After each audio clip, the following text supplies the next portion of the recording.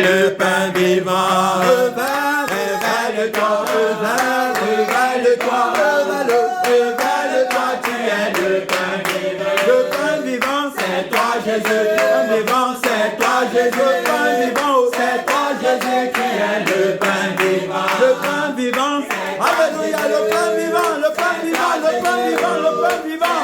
Jésus qui est le pain vivant. Révèle-toi, révèle-toi, révèle-toi, Seigneur Jésus, tu es le pain vivant, alléluia. Gloire à Jésus, le pain de la vie. Oui, tu es le Fils unique par qui le Père parle. Oui, gloire à toi, Seigneur. Gloire à toi, Jésus, qui est le pain. Mon frère, ma soeur, appelle Jésus. Appelle Jésus, son nom c'est la parole de Dieu. Depuis le septentrion, il t'écoute. Depuis l'éternité, réponds-moi mon Père, réponds-moi Seigneur, réponds-moi, parle-moi pour que je dise. Oui, frère et sœur, Jésus est le pain de la vie. Il est le pain de la vie pour nos âmes. Alléluia, gloire à toi Seigneur. Dans le pain vivant, et toi Jésus, qui est. Encore une fois, c'est toi Jésus. C'est toi Jésus, c'est toi Jésus qui est le pain vivant. Oh non,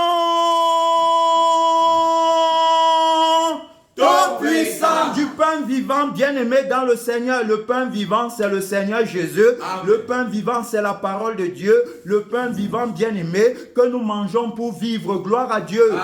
Son nom, c'est la parole de Dieu. Oui, le Seigneur Jésus-Christ est le pain de la vie, bien-aimé. Dans le Seigneur, nul ne vient au Père que par moi, a déclaré le Seigneur Jésus, la personne de la vérité, le roi de gloire, le prince de la vie, le prince de la vie, le Seigneur des seigneurs et le roi des rois, bien-aimé. Impossible d'avoir la vie sans passer par le Seigneur Jésus. Il est l'auteur de la vie, mon frère, ma soeur. La Bible dit que celui qui a le Fils a la vie éternelle. Amen. Amen. La vie éternelle, c'est le Seigneur Jésus, le Dieu véritable, ton épouse, ton créateur, ton époux, alors donc sera ton créateur. Tu as compris? On parle de la personne de la vérité. Oui, ton créateur sera ton époux. Gloire à Dieu. Amen. La personne de la vérité, le Seigneur Jésus, mystère de Dieu, roi de gloire. Réponds-moi en ce matin. Réponds-nous, Seigneur Jésus.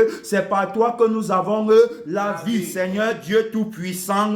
Le faux prophète, la bête qui entre dans le temple, s'est levé et sème la confusion dans le corps, dans ton corps, Seigneur. Aide-nous, mystère de Dieu. Aide-nous, roi de gloire.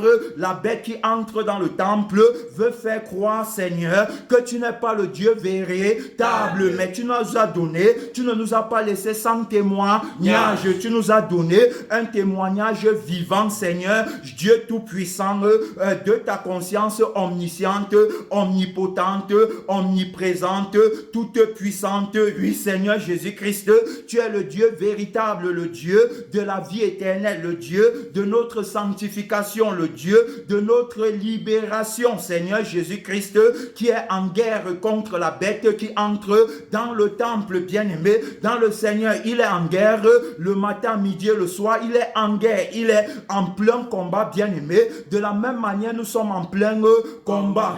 C'est un combat de conscience, c'est un combat, bien-aimé, de vie, c'est un combat d'esprit, c'est un combat profond, le combat de la personne de la vérité qui est en lutte contre le faux prophète. Il est en lutte, bien-aimé, contre l'esprit de l'erreur. L'erreur est terrible, l'erreur conduit en enfer, l'erreur égare, bien-aimé, des générations et des générations. Jésus ne fait pas d'erreur, gloire à Dieu. Amen. Jésus, en lui, il n'y a point d'erreur. Jésus est la vérité, il a le sang de la vérité, il a la conscience de la vérité, il est la vérité, il n'est pas une opinion, il est une personne, bien-aimée. Dans le Seigneur, il est notre traversée. C'est avec lui qu'on marche marche pendant le temps de notre pèlerinage. Si Jésus ne fait pas d'erreur, alors donc il n'y a pas d'erreur en l'homme nouveau. Je ne peux pas, bien aimer, dire que je connais Dieu sans connaître Jésus. Gloire à Dieu. Amen. Et je ne peux pas dire que je connais Jésus sans connaître Dieu. Gloire à Dieu. Amen. Alors c'est par Jésus qu'on connaît Dieu. Amen. Amen. Parce que Jésus est la parole de Dieu. Aujourd'hui, alors on veut mettre, bien aimé, aujourd'hui, la religion veut mettre, la religion veut mettre, n'est-ce pas, les hommes au-dessus de Jésus. La religion veut faire de Jésus un homme. Amen. Amen. Jésus n'est pas un homme qui est devenu Dieu, mais Jésus est Dieu qui s'est fait homme. Gloire à Dieu. Amen. Mais ceux qui n'ont pas le témoignage, bien aimé, par lequel il nous a rendus semblables à lui, alors donc parleront de lui comme un homme. Amen. Amen. Ils vont le comparer aux apôtres, ils vont le comparer aux prophètes. Jésus n'est pas comparable aux apôtres et aux prophètes. Amen. Amen. Il est le Dieu des apôtres et il est le Dieu des prophètes. Amen. Amen. La Bible dit qu'il a pris la forme du serviteur. Amen. Amen. Il a pris la forme du serviteur. Alors donc il est devenu le serviteur dans la dimension sensible, serviteur, fils de l'homme, bien-aimé dans le Seigneur pour nous conduire à Dieu. Amen. Amen. Montrer que c'est possible d'obtenir la vie éternelle. Amen. Amen. La vie du bien-être éternel. La vie, bien-aimée, que le Père a ordonnée pour nous. La vie de son sang. Jésus est la vie que le Père a ordonnée pour nous au moyen de la parole qui sort de sa bouche. Gloire à Dieu. Amen. Oui, la Bible nous dit que dans ces derniers temps, dans le temps de l'évangile, dans le temps de la grâce, Dieu nous parle par le Fils. Amen. Amen. Dieu a parlé par le Fils. Tu as compris? Si Dieu a parlé par le Fils, il est question du Fils qui est la parole. Amen. Amen. La parole qui était au commencement avec Dieu et la parole qui était Dieu au commencement. La Bible dit qu'il n'a point regardé à son égalité avec Dieu. Tu comprends? Il n'a point regardé à son égalité. Alors donc tu vas comprendre, mon frère et ma soeur, que Jésus est la parole de Dieu. Un Jésus sans la parole n'est pas le vrai Jésus. Voilà là où tout commence, frère et soeur. Un Jésus qui n'est pas la parole n'est pas le vrai Jésus. Tu comprends très bien, mon frère. Tu comprends très bien, ma soeur. Jésus est la parole de Dieu. Tu as compris? Le Jésus qui n'est pas la parole, c'est le faux Jésus. C'est pourquoi beaucoup de personnes aujourd'hui disent qu'ils servent Dieu par le canal de Jésus qui les a sauvés, mais cependant, ils n'ont pas le témoignage de Jésus par lequel ils ont été sauvés. Ils n'ont pas le témoignage de Jésus, ils ne le connaissent pas. Alors que Jean chapitre 17 verset 3 dit que la vie éternelle consiste en ce qu'ils te connaissent, toi le seul vrai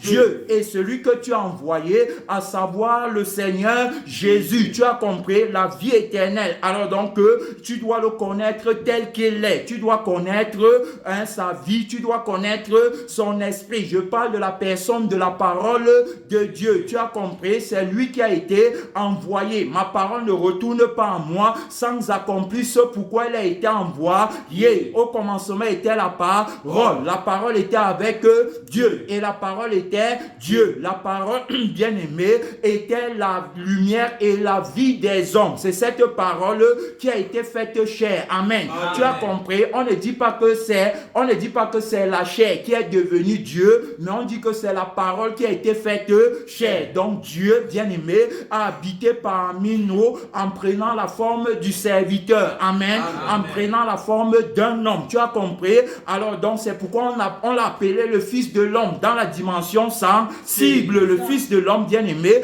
pour nous conduire à Dieu. On reste tranquille, on s'assoit, on ne dérange pas. Voilà. Alors donc il est devenu le Fils de l'homme, bien aimé, pour nous conduire à Dieu, pour nous permettre d'entrer dans sa réalité. C'est sur cette base que la parole dit bien que la lumière, la vie, n'est-ce pas, était la lumière des hommes. Et c'est donc la lumière, la lumière de la parole qui a été faite chair et qui a habité parmi nous, plein de grâce et de vérité. Tu as compris? Son nom, c'est la vérité. Je suis le chemin, la vérité et la vie. Gloire à Dieu. Amen. La vie éternelle, lui, c'est lui, bien-aimé. Dans le Seigneur, tu as bien compris, il est la vérité, la personne de la vérité, bien-aimé.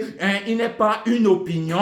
La vérité n'est pas une opinion. La vérité est une personne. On l'a déjà dit, on l'a répété. Et cela est salutaire pour nous. Amen. Amen. Alors, on parle parle donc de la vérité. Si la vérité est une personne, la vérité a donc son âme et la vérité a son esprit. Amen. Il faut connaître. Connaître la vérité, c'est connaître l'âme de la vérité. C'est connaître l'esprit de la vérité. Si tu ne connais pas l'âme de la vérité et l'esprit de la vérité, tu ne connais donc pas la personne de la vérité. En conclusion, tu ne connais pas Dieu. Amen. Pourquoi? Parce qu'on a bien dit que la parole était au commencement avec Dieu et la parole était Dieu au commencement. La Bible dit que Dieu, au commencement, Dieu créa le ciel et la terre. Comment Dieu a créé le ciel et la terre? C'est par la parole qui sort de lui. Amen. Tu comprends? Alors, dans le propriétaire de la parole, le propriétaire de la parole est aussi le propriétaire de la vie. Amen. Alors, donc, quand on a étudié que quand il parle de sa vie. Amen. Il ne peut pas parler sans parler de sa vie. Amen. Et quand il parle l'annulation de la vie concrète qui n'est pas sa vie. Gloire à Dieu. Alors donc il a créé le ciel et la terre par la parole. Preuve que la parole bien-aimée existe depuis la nuit des temps. Gloire à Dieu. Et preuve que la parole bien-aimée n'a pas de commencement ni de fin. Gloire à Dieu. Je te parle du vrai Jésus. Amen. C'est lui qui dira que je suis le premier et le dernier, l'alpha et le méga, le commencement et la fin. La parole n'a ni commencement ni fin. Amen. La parole qui est une personne, la parole qui est la vérité, autrement dit la personne de la vérité. Alors donc c'est la parole qui est au commencement, bien aimé, avec Dieu et qui est Dieu au commencement. C'est cette parole qui a été manifestée donc en chair, pleine de grâce et de vérité. La parole a habité parmi nous. La parole s'est fait appeler Emmanuel parmi nous. Dieu est avec vous. Voilà ce que veut dire Emmanuel. Dieu est avec vous. Tu comprends? On parle ici, bien aimé, de la parole. La parole qui ne peut pas être dissociée du Père, qu'on appelle Dieu. Amen. C'est-à-dire que la parole ne peut pas être dissociée de lui. Et Dieu ne peut pas être dissocié de sa parole. Amen. Dissocier les deux, bien aimés dans le Seigneur, c'est mal connaître, ce n'est pas connaître l'âme de la parole qui est l'âme de Dieu et ce n'est pas connaître l'esprit de la parole qui est l'esprit de Dieu. Amen. Alors donc tu comprends que ici il est question de la parole. Tu ne peux donc pas dire que tu connais Dieu sans connaître la parole. Amen. Tu ne peux pas dire que tu connais le Père sans connaître le Fils. Gloire à Dieu. Alors donc c'est le Fils qui a dit que je suis dans le Père et le Père est en moi. Tu as compris? Donc le Père est en moi et moi je suis dans le Père. Alors donc connaître le Père, c'est connaître le Fils et connaître le Fils, c'est connaître le Père. Amen. Pourquoi? Parce que il est question d'une même âme et d'un même esprit. Amen. C'est la même chose que tu ne peux pas dire que tu connais le Saint-Esprit sans connaître le Fils. Amen. Tu ne peux pas dire que tu connais l'Esprit de Dieu ou encore que tu connais le Fils sans connaître le Saint-Esprit. Tu as compris? On parle de l'Esprit de Dieu et on parle de la vie de Dieu. Alors donc porté par le Fils. Tu as compris? Donc la personne de la parole de Dieu. Donc il dit dans Jean chapitre 17 verset 3 que la vie éternelle consiste en ce qu'ils te connaissent, toi le seul vrai Dieu et celui que tu as envoyé. Tu as vu? Alors donc on était en train, n'est-ce pas, de montrer comment beaucoup aujourd'hui vont considérer, n'est-ce pas, c'est-à-dire que vont considérer le Fils comme un simple prophète, comme les autres prophètes. Ils ne le connaissent pas comme étant Dieu. Tu as compris? Ils ne le connaissent pas comme étant la parole de Dieu. Ils ne le connaissent pas comme étant l'instructeur des prophètes et des apôtres. Ils ne le connaissent pas, ils ne l'ont pas connu. Tu as compris? Alors donc on parle du Fils bien-aimé dans le Seigneur. Vous le connaître donc, il est question, n'est-ce pas, de connaître son témoignage. Amen. On va te poser la question, comment tu fais pour connaître Dieu? Et tu vas te répondre que je connais Dieu par la loi qu'il a donnée à Moïse. Amen. Je connais Dieu par la loi qu'il a laissée aux prophètes. Tu comprends? Ça c'est connaître Dieu par la lettre. Amen. C'est connaître Dieu bien-aimé par les mots. Tu comprends? Tu le connais par les mots. Tu dis que tu le connais par la loi, c'est le connaître dans la lettre. Amen. Or la Bible dire que Dieu ne nous parle plus par la lettre. Amen. Autrement, Dieu ne nous parle plus par la loi des ordonnances. Gloire à Dieu. Mais Dieu nous parle par le Fils. Amen. Son nom, c'est la parole de Dieu. Dieu nous parle par le Fils. Dieu nous parle par la parole. Dieu nous parle par le témoignage. Gloire à Dieu. Puisque nous sommes dans le temps du témoignage, nous sommes dans le temps de l'évangile, nous sommes dans le temps où le Seigneur Jésus-Christ a déjà été manifesté, a déjà été glorifié. Et d'ailleurs, l'apôtre Paul va dire que si nous l'avons connu selon la chair, il n'en est plus ainsi. On ne le connaît plus de cette manière. Voilà. Et on ne connaît personne selon la chair. Tu as compris? Donc, on ne connaît pas Dieu, bien-aimé, quant à la lettre qui est attachée à la vie de la chair. Amen. On le connaît, bien-aimé, par l'esprit qui est attaché à la loi de l'esprit et à la loi de la vie. Amen. Ça veut dire que quoi? Ça veut dire que pour connaître Dieu, tu dois connaître sa vie en toi. Gloire à Dieu. Pour connaître le véritable Dieu, tu dois le connaître par son esprit en toi. Le Saint-Esprit qui est l'esprit de la parole et la vie, bien-aimée, qui est l'âme de la parole. C'est comme ça qu'on le connaît. C'est comme ça, bien-aimé, car le discernement, c'est la vie de Christ en moi. C'est la vie de la parole en moi. C'est la vie de la vérité. Il n'y a pas de discernement, bien-aimé, dans le Seigneur sans la vie. Tu as compris? Il n'y a pas de discernement sans l'esprit. Je dois être vivant pour connaître le Dieu de la promesse de la vie éternelle. Amen. C'est la promesse qu'il a faite, bien-aimé, dans le Seigneur. C'est la vie éternelle. Alors donc, je ne peux pas le connaître sans avoir la vie éternelle. La vie doit m'être donnée pour, n'est-ce pas, consolider, pour sceller ma connaissance du Dieu véritable. La Bible dit que il y a plusieurs dieux. Beaucoup se font appeler dieux. Les dieux, n'est-ce pas, qui ont les yeux mais qui ne voient pas, qui ont une bouche qui ne parle pas, qui ont des oreilles mais qui n'entendent pas. Gloire à Dieu.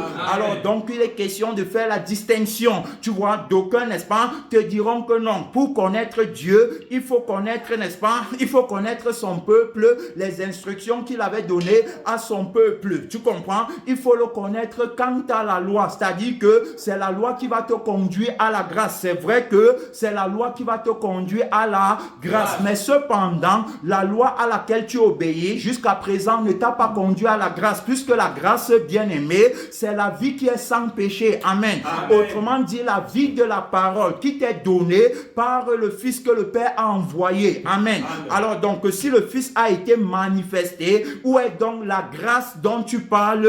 Où est donc la grâce? Est-ce que la grâce veut dire, n'est-ce pas, demeurer dans le péché afin qu'elle abonde? Loin de là, dira le témoin Paul, bien-aimé, témoin de la vérité et témoin de la crucifixion et de la résurrection de Jésus, dira loin de là, voilà, demeurions-nous dans le péché afin que la grâce abonde? Loin de là. Tu dis que tu connais Dieu par la loi, mais cependant, est-ce que la loi t'a conduit à la grâce? Amen. Tu dis que tu le connais. Le vrai Dieu, c'est celui qui a dit que ce qu'il veut, c'est notre sanctification. Tu as compris? Voilà, c'est notre sanctification. Ça veut dire quoi? Ça veut dire que le véritable Dieu, c'est celui qui veut qu'on ait la vie éternelle. Voilà. Donc, s'il ne t'a pas donné la vie éternelle, ne dis pas que tu le connais. Amen. Et ne dis pas que la loi t'a conduit à lui. Tu as compris? Et il dit que non, tu ne peux pas. Ça dit que il est impossible, n'est-ce pas, de connaître le Seigneur Jésus sans connaître Dieu. En retour, on te dit que il est impossible de connaître Dieu sans connaître le témoignage du Seigneur Jésus. Tu as compris? Alors, et maintenant, ils vont te coter le passage disant que nul ne peut venir à moi si le Père qui m'a envoyé ne l'attire. Tu vois, voilà ce qu'ils vont dire. Donc, c'est-à-dire que il faut d'abord que tu connaisses Dieu, alors donc, et que tu sois attiré par lui pour être, n'est-ce pas, à Jésus. Il faut que le Père t'attire. Tu as compris? Mais cependant, bien-aimé, dans le Seigneur, le passage est très mal interprété. Quand il dit que nul ne peut venir à moi si le Père qui m'a envoyé ne l'attire, c'est tout simplement parce que, alors donc, Jésus-Christ est le symbole de la parole qui sort de la bouche de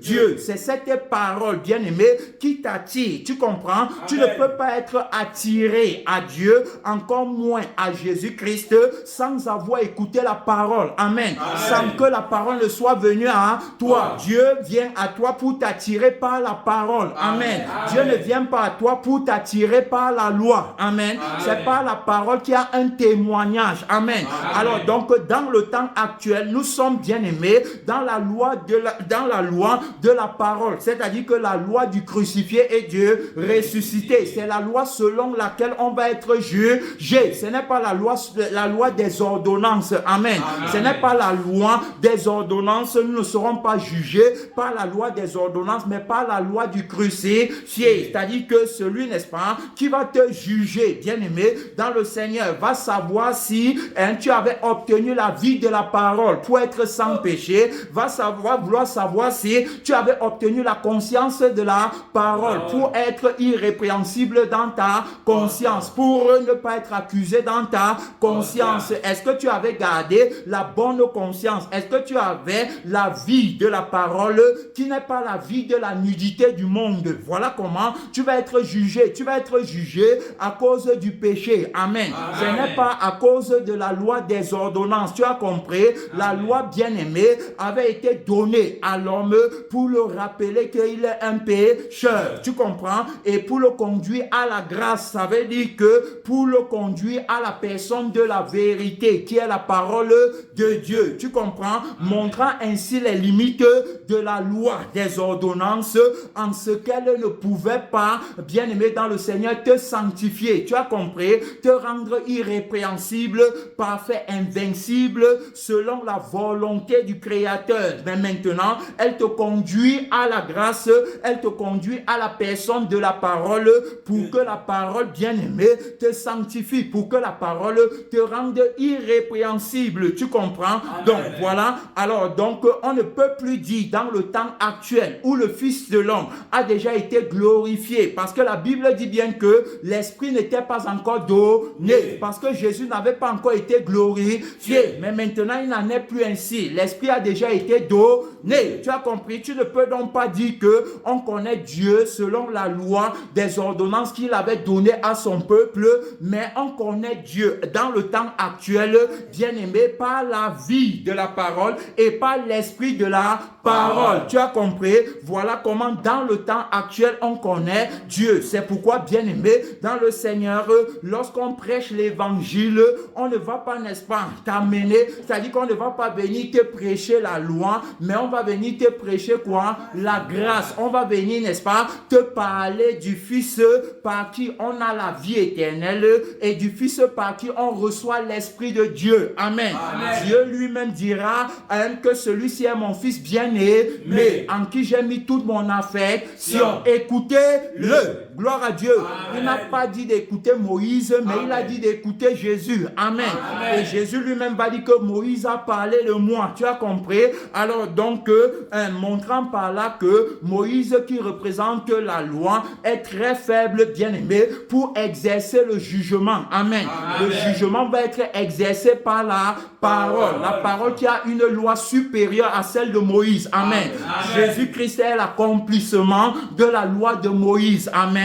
L'accomplissement, ça veut dire que il est venu, n'est-ce pas, par faire la loi. Il est venu avec une loi supérieure. Il est venu, n'est-ce pas, avec une loi invincible, une loi infaillible, bien aimé, dans le Seigneur, avec un nouveau sacerdoce, un nouveau tabernacle qui n'est pas de cette création, mais qui est de Dieu. Tu as compris? Amen. Mon frère et ma soeur. Alors donc, le faux prophète, n'est-ce pas, vient avec le mensonge. Il dit que non, c'est pas la loi qu'il faut connaître Dieu. Est-ce que c'est pas la loi que tu as connu Dieu, mon frère? Est-ce que c'est pas la loi que tu as connu Dieu?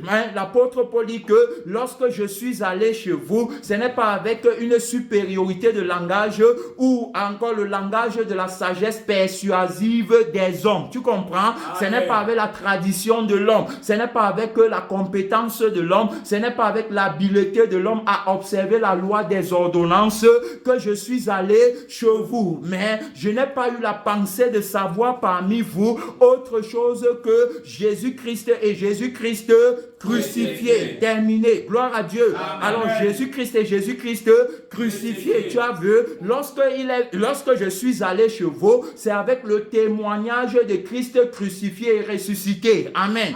C'est-à-dire qu'avec le témoignage bien-aimé, le témoignage de Jésus-Christ qui a vaincu la mort et qui a mis en évidence la vie et l'immortalité. Tu as compris? Par l'évangile. Alors, donc Jésus a mis en évidence la vie et l'immortalité par l'évangile. Ça veut dire que quand je suis venu chez vous, je ne suis pas venu de mon propre chef. Tu comprends? Mais je suis venu par lui. Amen. Autrement dit, il était question, n'est-ce pas, de lui en moi. Il était question, autrement encore dit, de sa vie en moi et de son esprit en moi pour annoncer, bien-aimé, pour annoncer le témoignage de celui par qui vous devez être sauvé. Tu comprends? Le Fils est intéressé à donner la vie à son peuple pour que son peuple vive éternellement. Tu comprends? Mais lorsque on vient avec la loi, on ne peut pas recevoir la vie par la loi. Amen. Impossible, bien-aimé, dans le Seigneur. Tu ne peux pas recevoir la vie par la loi, mais tu reçois la vie, bien-aimé,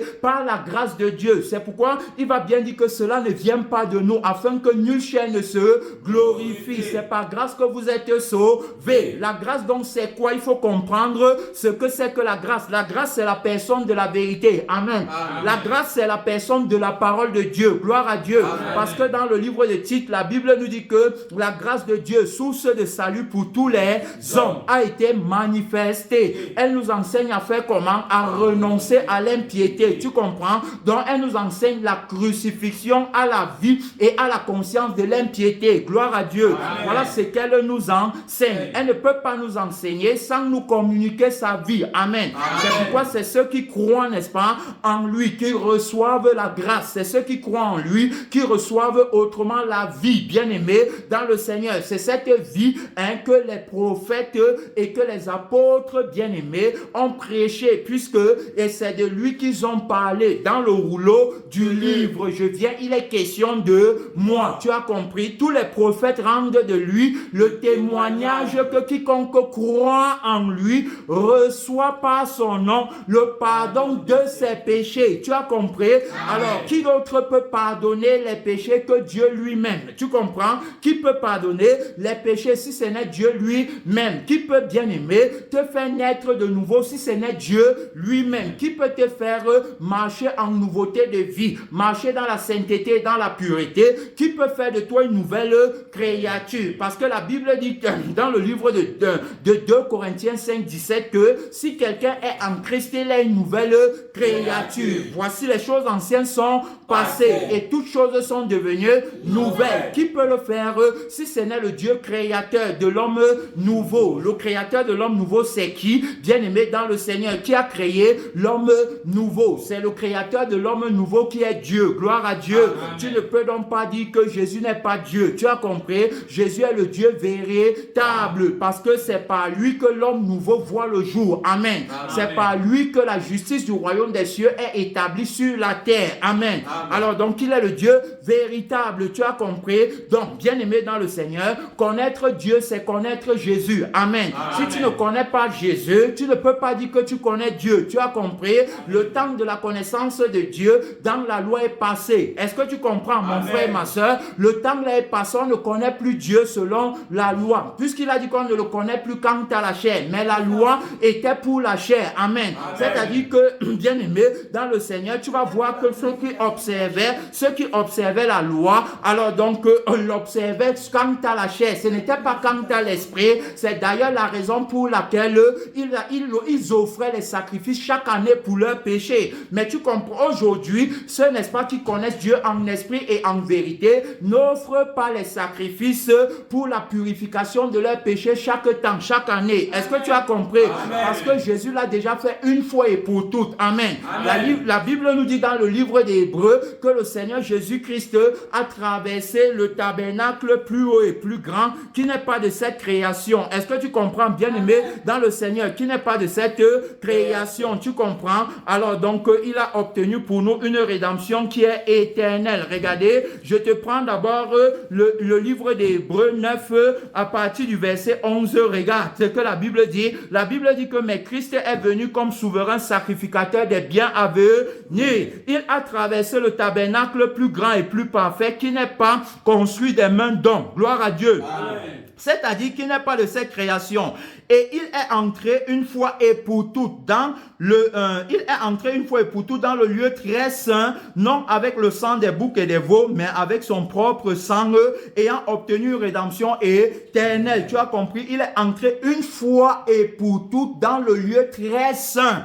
Voilà, non pas avec le sang des boucs et le sang des animaux. Tu as compris? Le sang, n'est-ce pas, de la chair. Ce n'est pas avec ça qu'il est entré là-bas. Parce que quand on parle du sang des animaux, on fait aussi référence au sang de l'homme animal. Tu as compris? Amen. Alors donc, ce n'est pas avec ça, bien aimé dans le Seigneur, mais avec son propre sang. Tu as compris?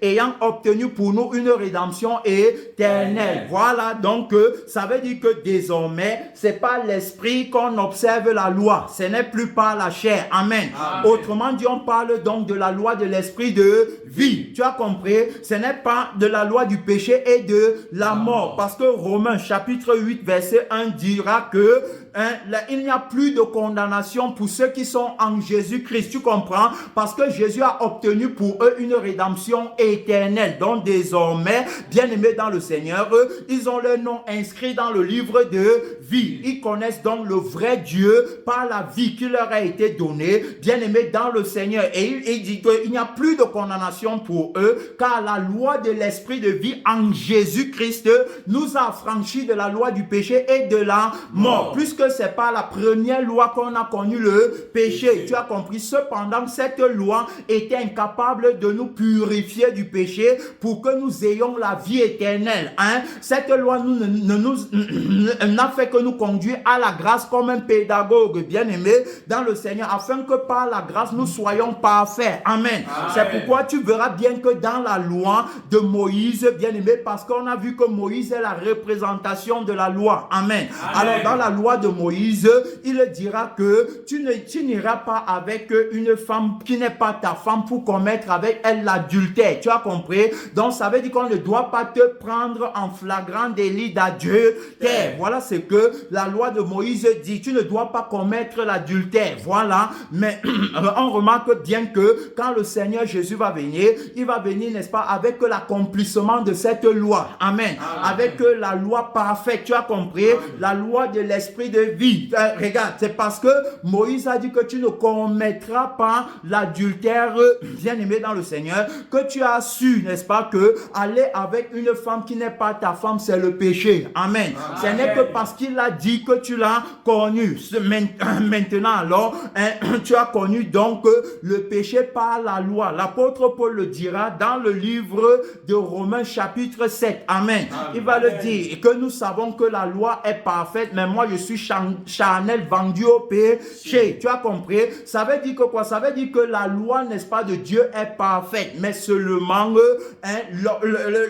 l'obstruction, l'obstacle, c'est le péché qui habite en moi, parce que la loi est contre la personne du péché qui habite en moi. Et hier, on a vu ici, bien aimé, que le péché est une personne. Tu as compris? Amen. Alors donc, la loi est établie pour cette personne qui s'appelle le péché et non pour moi. Tu comprends? Amen. Pourquoi? Parce que à la base, je suis à l'image de Dieu. Tu comprends? Je suis à la ressemblance de Dieu. C'est pourquoi quand Adam était en accord avec Dieu, il n'y avait pas de loi. Amen. Si ce n'est la loi de l'esprit de vie. Amen. Il lui avait été dit que tu ne mangeras pas de l'arbre de la connaissance du bien et du mal. Car le jour où tu en mangeras, tu mourras. Tu as compris? Amen. Donc aussi longtemps qu'Adam restait crucifié, il ne ne verrait jamais la mort. C'est-à-dire qu'il n'allait jamais mourir aussi longtemps qu'il restait crucifié. Tu comprends? C'est pourquoi on parle de la loi de l'esprit de vie. La loi bien-aimée qu'observe l'homme nouveau. C'est parce qu'il est crucifié qu'il ne peut pas mourir. Amen. C'est parce qu'il est crucifié qu'il ne peut pas pécher. Amen. C'est parce qu'il est crucifié qu'en réalité il connaît Dieu. Parce que connaître Dieu, alors c'est connaître sa vie. Et tu ne peux pas connaître la vie de Dieu sans que tu ne l'aies reçue. Amen. Alors quand tu as la vie de Dieu en toi, tu le connais véritablement. Parce que quand Dieu parle, il parle de sa vie. Amen. Et la vie là, c'est la vie que tu as obtenue par le crucifié et le ressuscité. Amen. Alors donc tu vas bien voir que ici là, Adam ne pouvait pas pécher aussi longtemps que il restait bien aimé dans la loi de l'esprit de vie. Mais lorsque il va, n'est-ce pas, enfreindre la loi de l'esprit de vie, bien aimé dans le Seigneur, qui est la crucifixion et la résurrection, automatiquement, il va alors donc entrer dans la loi du péché et de la mort. À partir de ce moment maintenant, la loi qui lui est, la loi, bien aimé, qui lui est donnée est contre la vie qu'il vient de prendre. Tu as compris? Amen. La loi là n'est pas contre lui, mais contre la vie qu'il vient de prendre. Il doit renoncer à la vie là, alors pour voir que la loi en réalité est parfaite. Tu comprends? Amen. Pour voir que la loi en réalité, alors donc protège les intérêts de la vie. Amen. Amen. Alors quiconque a la vie n'est pas sous le joug de la loi. Amen. C'est celui qui n'a pas la vie qui est sous le joug de la loi. Et celui qui n'a pas la vie, qui reste sous le joug de la loi, va chercher à connaître Dieu selon la loi. Amen.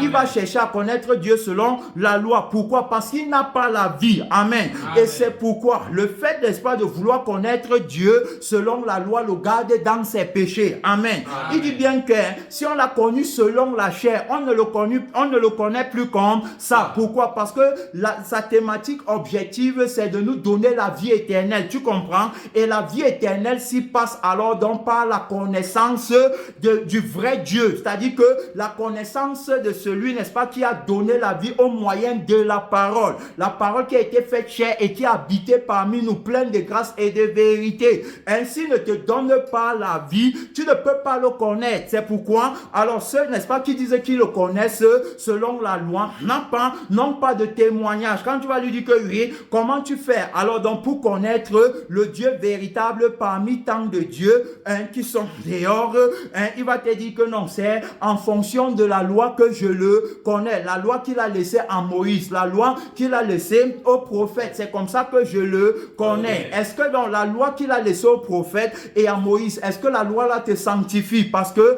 regarde, Moïse a dit que tu ne commets pas l'adultère, non? C'est ça, non? Voilà la loi dont tu parles, que tu ne dois pas connaître l'adultère. En ne commettant pas l'adultère, c'est à ce moment que je connais Dieu. C'est ça, non? Voilà. Mais maintenant, Jésus, lui, te dit que si tu regardes même seulement une femme pour la convoiter, tu as déjà commis l'adultère avec elle dans ton cœur. Est-ce que la loi que tu observes peut t'aider à faire ça? À mettre la loi de Christ en pratique? Est-ce que la loi que tu observes peut t'aider à mettre en pratique la loi du crucifié? Amen. Alors donc tu vas voir que il y a une distance entre la loi que tu observes et la loi du crucifié. Gloire à Dieu. Amen. Il y a une très grande distance. Tu comprends? Alors tu vas convoiter dans ton cœur, mais tu ne vas pas aller poser l'acte disant qu'en faisant comme ça là, je suis sauvé. Tu n'es pas sauvé en faisant ça, puisque dans ton cœur il y a la convoitise. Amen. Amen. Autrement dit, le péché habite en toi. Alors donc tu seras toujours soumis à la loi. Amen. Amen. Parce que le péché habite en toi. La loi est là pour te rappeler que aussi longtemps que tu vis, n'est-ce pas, par la personne du péché qui t'amène à prendre conscience de toi-même et qui t'amène à voir ta nudité dans le monde, tu ne seras jamais sauvé. Tu n'auras jamais la connaissance du Dieu véritable. Tu as compris? Tu n'auras jamais sa connaissance puisqu'il ne se révèle pas aux pécheurs. Amen. La Bible dit que Dieu n'exauce pas les pécheurs. Mais si quelqu'un l'honore et fait sa volonté, c'est celui-là qui l'exauce. Quelle est donc la volonté de Dieu qu'il faut faire, bien-aimé, pour être exaucé? La volonté de Dieu, c'est qu'on croit en Jésus. Gloire à Dieu. Amen. Tu as compris? Quiconque ne croit pas en Jésus ne peut pas connaître Dieu. Pourquoi? Amen. Et en l'occurrence, ne peut pas connaître la volonté de Dieu. Amen. Amen. Alors, c'est pourquoi ils vont toujours dire qu'il faut que je prie pour chercher la volonté de Dieu. Amen. Ne sachant pas que la volonté de Dieu, c'est de croire en Jésus. Et croire en Jésus, c'est croire en celui qui a fait la promesse de la vie éternelle. Qui a fait la promesse de la vie éternelle. N'est-ce pas Dieu, bien-aimé, dans le Seigneur? C'est lui qui a fait la promesse de la vie éternelle. Alors, donc, tu vas voir que maintenant, la loi que tu observes ne peut pas t'amener, bien-aimé dans le Seigneur, à être libre de la convoitise qui habite en toi. Même si tu n'as pas allé poser l'acte, cependant, le péché habite en toi. Alors, c'est pourquoi on te parle de la limite de la loi. Amen. La loi est limitée. La loi, le Seigneur Jésus le dira. Bien-aimé, ici, là, regardez, le Seigneur Jésus va le dire. Hébreux 9, la première alliance avait aussi des ordonnances relatives au culte et le sanctuaire terrestre. Un tabernacle fut en effet construit dans la partie antérieure, appelée le lieu saint, était le chandelier, la table et les pains de proposition. Derrière le second voile se trouvait la partie du tabernacle appelée Saint des Saints, renfermant l'autel d'or pour les parfums et l'arche de l'alliance entièrement recouvert d'or. Il y avait dans l'arche un vase d'or contenant la manne, la verge d'Aaron qui avait fleuri et les tables de l'alliance. Au-dessus de l'alliance était le chérubin de la gloire couvrant de leurs ombres, les chérubins de la gloire couvrant de leurs ombres le propitiatoire. Ce n'est pas le moment d'en parler en détail là-dessus. Or, ces choses étaient disposées,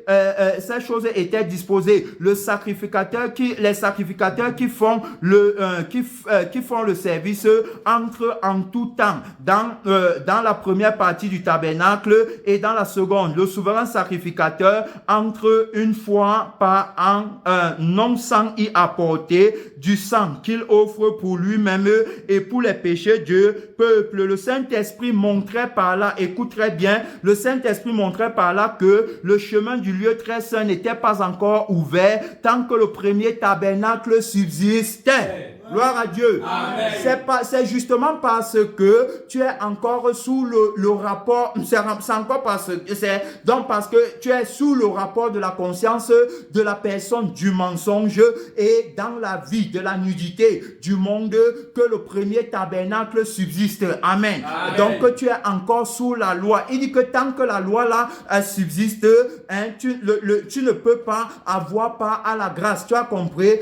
Tu es encore sous la loi. Il dit que le Saint-Esprit montrait que le chemin, il montrait par là que le chemin du lieu très saint n'était pas encore ouvert aussi tant que le premier tabernacle subsistait. Donc pour que le chemin du lieu très saint soit ouvert, tu comprends? Parce que la Bible nous montre bien que c'est pas, on regarde devant, on écoute la parole de Dieu. La Bible dit bien que Jésus-Christ bien-aimé a frayé devant nous un chemin vivant. Tu vois, on parle du chemin du lieu très saint. Le chemin là n'était pas encore ouvert tant que le premier tabernacle subsistait. Donc tant que la première vie subsiste, la loi bien-aimée va continuer à exercer son influence. Romains chapitre 7, je parle à des hommes qui connaissent la loi, que la loi exerce son influence sur un homme aussi longtemps qu'il vit. Pourquoi la loi exerce son influence sur eux? C'est tout simplement parce qu'ils vivent encore. Amen. Ils sont encore conscients d'eux-mêmes. Vous comprenez? Et quand tu es conscient d'eux-mêmes, tu ne peux pas avoir la conscience de la connaissance du Dieu véritable. Amen. Puisque tu es conscient de toi-même, tu es encore sous le rapport de la conscience de la personne Dieu mensonge. Et donc la loi va exercer son influence sur toi. C'est pourquoi, alors donc tu ne connaîtras jamais, bien-aimé, le passage, la traversée par laquelle on accède à la véritable connaissance. C'est pourquoi tu ne peux pas parler de la crucifixion, tu ne peux pas parler de la résurrection. Est-ce que vous les entendez parler du crucifié ou parler du ressuscité? Ils ne peuvent pas, bien-aimés, ils n'ont pas de témoignage envers lui. Amen. Ils ne savent pas comment faire pour devenir une nouvelle créature. Quand tu leur dis que c'est pas le biais de la parole, la vraie parole, c'est pas le biais de la semence incorruptible, c'est pas le biais du pain vivant, bien-aimé, dans le Seigneur, qu'on devient une nouvelle créature et donc qu'on accède à la nouvelle naissance, ils ne comprennent pas. Même quand tu leur donnes le témoignage l'image de ta nouvelle naissance. Comment toi tu as connu Dieu? Ils ne comprennent pas, ils disent que non, il faut d'abord aller lire la lettre pour le connaître. Ce n'est pas de cette manière que moi j'ai connu le vrai Dieu, tu comprends? Moi j'ai connu Dieu bien-aimé par la personne de la parole de Dieu qui m'a annoncé, bien-aimé, la condamnation de la vie du péché par laquelle je vivais autrefois et qui m'a annoncé la bonne nouvelle, bien-aimé, de sa vie par laquelle je dois vivre pour ne plus être condamné. Amen. Et pour ne pas, bien-aimé, être trompé par le faux prophète qui va mentir avec la loi des ordonnances. Il va s'appuyer sur la loi pour mentir. Tu comprends? Il va dire que l'essentiel est que tu le connaisses. N'est-ce pas? Il a dit que n'est-ce pas? Il a dit que la vie éternelle consiste en ce qui le connaissent. Alors donc tu dois le connaître comme celui qui a établi la loi des 10 commandements. Tu ne voleras pas, tu ne commettras pas d'adultère, tu honoreras le Seigneur ton Dieu, tu feras ci, tu feras ça. Voilà comment tu dois le connaître. Tu comprends? Mais cependant, il va te cacher que cependant, il va te cacher que la vie par laquelle tu veux observer les commandements, c'est la vie là est déjà condamnée. Amen. Et que la vie là ne peut pas observer la loi dans son intégralité. Amen. C'est pourquoi l'apôtre Paul va dire que comme tu dis que tu observes la loi, il faut observer la loi tout entière. Si tu pêches contre un seul commandement de la loi, tu as péché contre toute la loi. Maintenant, la loi, bien-aimée, est accomplie seulement en la personne de la vérité. Bien-aimé, qui est venu avec la loi de l'amour. Amen. Il dit que tu aimeras le Seigneur ton Dieu de tout ton cœur, de tout ton âme, de toute ta pensée, de toute ta force. Gloire à Dieu. Et tu aimeras ton prochain comme toi-même. Il dit qu'il n'y a pas de loi plus grande que celle-ci. Tu as compris? Maintenant, pour observer la loi, c'est parce que voilà la loi du crucifié. Amen. Pour observer la loi, c'est de tout ton cœur, de toute ton âme, de toute ta pensée, de toute ta force. Il faut que tu sois crucifié. Amen. Parce que sinon, tu ne pourras pas, bien aimer, l'observer de tout ton cœur. Le cœur qui observe la loi, c'est le cœur du propriétaire de la loi. Amen. C'est lui qui donne le cœur. C'est pourquoi il dit que je vous donnerai un cœur nouveau. Tu as compris? J'ôterai de votre corps le cœur de pierre et je vous donnerai le cœur de chair. Je vous donnerai un esprit nouveau, l'esprit par lequel vous allez observer mes commandements. C'est ce qu'il dit dans Ézéchiel. Tu as compris? Le cœur et l'esprit par lequel vous allez observer ma loi. Tu as vu? Alors c'est lui qui donne. Tu as compris? Donc tu ne peux donc pas, bien aimer, tu ne peux donc pas observer la loi de l'esprit de vie sans avoir fait la traversée, parce qu'il te donne le cœur, il te donne la vie et l'esprit pour que tu observes la loi par la traversée de la crucifixion et de la résurrection. Tu as compris? Donc bien aimé dans le Seigneur, si ce n'est pas comme ça, tu parleras toujours de ton propre chef. Tu as compris? Ceux qui disent que non, je ne peux pas m'éteigner et parler de mon propre chef. Tu parles de ton propre chef. Pourquoi? Parce que tu parles de Dieu selon la lettre qui est selon la loi qui est attachée à la lettre. Tu as compris? Tu ne parles pas de lui par la vie. Comment est-ce que si je suis témoin et que je connais véritablement Dieu, je vais m'appuyer sur la lettre pour parler de lui? Ce n'est pas possible. Je dois m'appuyer sur la vie que lui, il m'a donné, qui est le signe bien-aimé que Dieu donne pour que je sache que j'ai la véritable connaissance, la connaissance du Dieu vivant. La vie éternelle consiste en ce qu'il te connaisse, toi le seul vrai Dieu. Tu as compris? Le seul vrai Dieu, tu dois le connaître. Alors, donc bien-aimé dans le Seigneur, je ne peux pas dire que je connais Dieu sans le témoignage par lequel il m'a affranchi. Amen. Si le Fils vous affranchit, vous serez réellement libre. La thématique objective du Dieu véritable, c'est notre affranchissement, c'est notre libération, c'est notre, bien-aimé, c'est notre délivrance. Gloire à Dieu. Alors donc c'est pour cela que le Seigneur Jésus-Christ va bien montrer. Regardez, bien-aimé, dans le livre de Jean chapitre 5, regardez ici là comment la personne de la vérité va confondre les soi-disant sages qui disent qu'ils ont la connaissance de Dieu. Regardez comment il va les confondre. Il dit bien ceci, bien-aimé, dans le livre de Dans le livre de Jean chapitre 5, ici là, permettez-moi, oui, Jean chapitre 5, à partir du verset 39, regardez, il dit que vous sondez les Écritures parce que vous pensez avoir en elles la vie éternelle. Ce sont elles qui rendent témoignage de moi et vous ne voulez pas venir à moi pour avoir la vie. Tu as compris? Vous sondez les Écritures. Est-ce que ce n'est pas ce que le faux prophète veut? Alors que tu ailles chercher la vie dans les Écritures au lieu de chercher la vie dans la parole. Amen. Au lieu de chercher la vie dans la parole, parce que la parole est une personne. La parole, c'est le Seigneur Jésus. Tu as compris? Mais toi, tu vas chercher la vie dans les Écritures. Tu dis que vous sondez les Écritures parce que vous pensez trouver en elles la vie. Et quand j'ai donné mon témoignage hier, j'ai bien dit ici là que j'ai lu la Bible fatiguée, mais ça ne m'a jamais sanctifié. Amen. Tu as compris? Pourquoi? Parce que je lisais la Bible avec une mauvaise vie, avec la vie bien-aimée de la nudité du monde. Amen. Pour vouloir gagner ma vie dans le monde. C'est ce qui m'amenait dans les Écritures. Je lisais la Bible avec la conscience de moi-même. Amen. Alors donc, je sondais les Écritures pensant avoir en elles la vie. Mais cependant, je ne savais pas que les Écritures rendent témoignage de Jésus. Amen. Donc, Moïse, qui représente la loi, parlait de Jésus. Amen. C'est de Jésus qui parlait comme étant le Dieu véritable. Amen.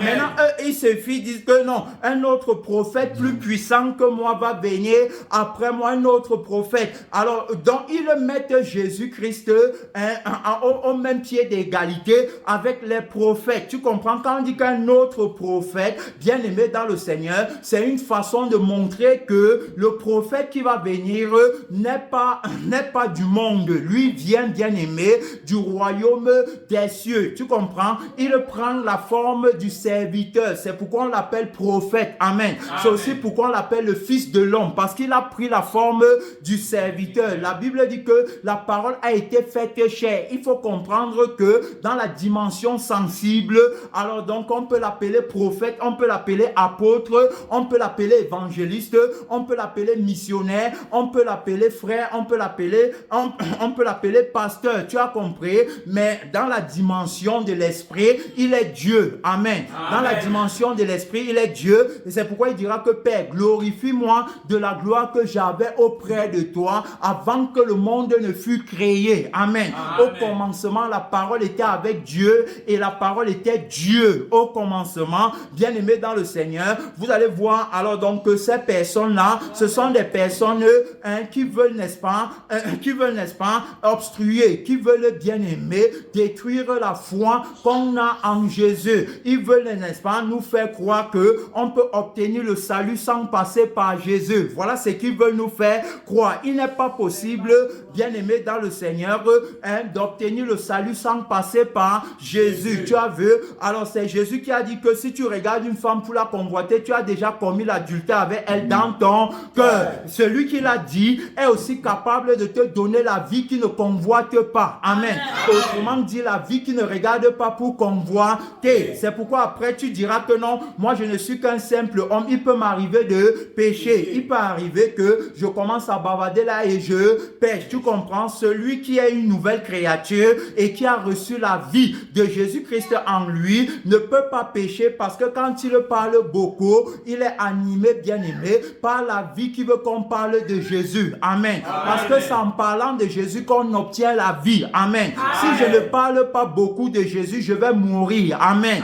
Alors donc, je ne peux pas pécher en parlant de Jésus. Gloire à Dieu. Pourquoi? Parce qu'il est question de la vie et de l'esprit de Jésus. Tu vas voir, ils ont toujours la conscience de péché. Tu comprends? Ils veulent faire le faux humble. Tu n'es pas humble, bien aimé, dans le Seigneur. Quand tu cherches à connaître Dieu par la loi et par la lettre, tu comprends? Celui qui est véritablement humble, c'est celui qui sait que la connaissance du Dieu véritable commence par la crucifixion de la vie bien-aimée qui est contre, c'est-à-dire que la vie dont la loi est contre. C'est-à-dire qu'il sait que la connaissance de Dieu commence, bien-aimé, par par la vie de Christ en toi. Tu as compris? C'est par la vie de Christ en toi que la connaissance du Dieu véritable commence. C'est pourquoi avant, tu vas voir alors beaucoup de personnes qui vont faire les choix des religions. Non, il faut que je trouve que ceux-ci-là, n'est-ce pas, c'est-à-dire que se comportent bien. Ils vont même te parler des moines. Amen. Ils vont te dire que les moines sont corrects. Donc, que si, il faut, c'est-à-dire que si, il faut connaître Dieu par la marche parfaite, alors c'est que même les moines sont sauvés. Mais ce qu'ils ne comprennent pas, ce n'est pas ce qu'on dit. On dit que tu ne peux pas connaître Dieu sans connaître Jésus. Amen. Donc, ceux-là, ils croient qu'ils connaissent Dieu, bien-aimé, parce qu'ils marchent dans la perfection. Parce qu'ils marchent, c'est-à-dire que parce qu'ils marchent soi-disant dans la perfection, parce qu'il n'y a pas de perfection en dehors de Jésus. Amen. Donc, les moines et autres que tu côtes, et autres religions que tu côtes, ce n'est pas de la sainteté là qu'on parle. Amen. La sainteté qui vient de la loi des ordonnances. Bien-aimé dans le Seigneur, on parle, n'est-ce pas, de la sainteté qui est la vie de Jésus en soi. C'est pourquoi on dit que c'est par la foi en Jésus qu'on obtient, bien-aimé, la vie éternelle, ou encore qu'on accède à la vraie connaissance de Dieu. Amen. Donc le discernement, ça sera au niveau de la vie que j'ai en moi et que j'ai reçue de la personne de la parole de Dieu. C'est pourquoi, bien-aimé, tu ne peux pas connaître Dieu sans la parole. Amen. Si tu veux connaître Dieu par la lettre, il faut que tu saches que tu seras trompé. C'est pourquoi tu es gardé dans tes péchés et à la fin, tu vas commettre beaucoup d'erreurs. Il va te dire à la fin que même le religieux est sauvé. C'est ça, non? Il va te dire que même le religieux est sauvé. Tu as vu, toi qui dis que tu connais Dieu, comment tu peux dire que le religieux est sauvé? Si tu connaissais Dieu, tu devais savoir que le religieux ne peut pas être sauvé. Pourquoi? Parce que il observe la loi des ordonnances. Amen. Alors donc la loi qu'il observe ne peut pas le purifier et ne peut pas le faire connaître le Dieu véritable. Pour qu'il soit sauvé, il doit connaître le Dieu véritable. Tu comprends? Le religieux, c'est qui? Le religieux, c'est celui qui répète les mêmes activités tous les jours sans changement véritable au niveau de la vie. Amen. Autrement dit, sans transformation véritable ou encore sans régénération, bien aimé, en lui-même. Mais il répète les mêmes choses tout le temps, tout en gardant la vie qui va périr dans le feu qui ne s'éteint pas. Tu as compris? Il ne peut pas être sauvé. Cependant, bien aimé, dans le Seigneur, si tu avais le témoignage, n'est-ce pas, de la parole de Dieu, le témoignage de la parole qui suscite la foi et qui mène cette foi à la perfection, c'est-à-dire qui suscite, bien aimé, la foi en toi et qui produit en toi le miracle de cette foi pour que tu puisses le connaître. C'est-à-dire que tu n'as pas le témoignage là, automatiquement tu diras toujours que même les religieux sont sauvés. Les gens de telle religion sont sauvés, les gens de telle religion sont sauvés, et après tu vas aller à la fin dire que un bébé bien-aimé, naturel, né d'un homme et d'une femme, créé par Dieu, part dans le feu éternel. S'il meurt, il part dans le feu éternel. Regarde quelqu'un qui dit qu'il a la connaissance de Dieu. Regarde comment est-ce que le faux prophète la bête qui entre dans le temple, bien-aimé, fait des ravages. Comment est-ce que tu peux dire une telle chose? Comment tu peux dire que quelqu'un qui n'est pas conscient de lui-même part dans le feu éternel? Ce n'est pas vrai, bien-aimé, dans le Seigneur. C'est pourquoi toutes ces erreurs, pourquoi? Parce que on ne cherche pas à connaître le Dieu par qui on a reçu la vie éternelle. Si tu dis que tu es sauvé, né de nouveau, comment tu as fait pour obtenir la vie éternelle? Comment tu as fait, bien-aimé, dans le Seigneur pour obtenir la vie éternelle, pour naître de nouveau? Tu vois, il ne peut pas te donner le témoignage de la personne, de la parole de Dieu qu'il a affranchi. Si je suis né de nouveau et que j'ai mon nom inscrit dans le livre de vie, ce n'était pas, bien-aimé, par la loi, ce n'était pas par l'imposition des mains, ce n'était pas par l'huile d'onction, soi-disant qu'on verse sur ma tête, ce n'était pas par les prières, mais c'était par la parole. Amen. C'est la parole qui m'a convaincu, bien-aimé, que je suis un pécheur et que je suis en route pour le feu éternel. Et c'est la parole qui m'a encore convaincu que si je crois en elle, j'aurai la vie éternelle. Ayant cru à la parole, j'ai reçu la vie éternelle. Et c'est cette vie qui agit encore avec force en moi aujourd'hui. Tu as compris? compris? La vie éternelle. Donc, depuis que j'ai reçu la parole, je ne fais que voir la vie de la parole augmenter en moi. Amen. Je ne fais que voir la profondeur de la connaissance de la parole augmenter en moi. C'est comme ça que je sais que j'ai la vie éternelle et que je connais le véritable Dieu. La vie de la parole ne pêche pas. La vie de la parole ne convoite pas. Ne dis pas il me faut, je veux. Ne dis pas que j'ai un appel pour moi. Ne dis pas que j'ai un ministère. Ne dis pas que je suis pasteur et autres. C'est la parole qui est le pasteur en moi. Amen. C'est la parole qui a le ministère en moi. La Bible dit que son sacerdoce est intransmissible. Donc je dois être crucifié pour qu'il exerce son sacerdoce. Amen. Pour qu'il fasse la volonté de son Père en moi. Tu as compris? Alors donc je ne suis plus conscient de moi-même comme dans les temps d'autrefois. Amen. Pourquoi? Parce que la parole m'a véritablement affranchi. Gloire à Dieu. Alors c'est par la parole donc que je connais Dieu. On va revenir dans ce message parce qu'il y a beaucoup de passages à lire, bien aimé, mais je n'ai pas eu le temps pour lire. Ça, ce sont les fondements, les jalons placés par la personne de la vérité. Il dit que celui qui a le Fils a la vie. Tu comprends? Le témoignage qu'on connaît le Père repose dans le Fils. Amen. Sans le témoignage du Fils, tu ne peux pas dire que tu connais le Père. Et même dans le livre de Luc, Jésus-Christ dira à Philippe que celui qui m'a vu a vu le Père. Amen. Celui qui m'a vu a vu le Père. Tu as compris? Donc on va revenir, bien aimé, dans le Seigneur. Cependant, tu as compris que la personne de la vérité est le Dieu véritable et que c'est par son témoignage qu'on a la connaissance du Dieu véritable. En dehors de son témoignage, il n'y a pas connaissance du Dieu véritable. C'est pourquoi les gens observent la loi, mais ils ne sont jamais affranchis. Alors que s'ils connaissaient véritablement Dieu, ils seraient libres aujourd'hui de leurs péchés. Tu vas parler à Dieu, mon frère, c'est 1 minute de prière. Ma soeur, c'est 1 minute de prière. Parle à Dieu, parle à Dieu, parle à Dieu. Mon frère, ma soeur, soutiens le combat. Appelle la personne de la vérité. Appelle le Seigneur Jésus. Appelle le mystère de Dieu. Appelle le roi de gloire. Appelle la parole. Seigneur Jésus-Christ, la connaissance du Dieu véritable.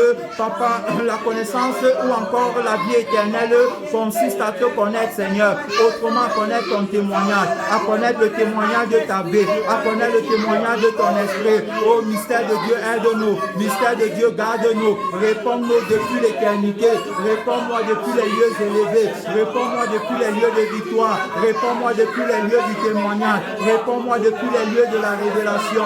Réponds-moi par la révélation. Réponds-moi, Seigneur Jésus, par la vraie connaissance. Que ton nom soit élevé, glorifié, exalté. Merci, Seigneur. Mon frère prie, ma soeur prie. Parle à Dieu. Parle à Dieu, bien-aimé. Ne fais pas semblant. Parle à Dieu.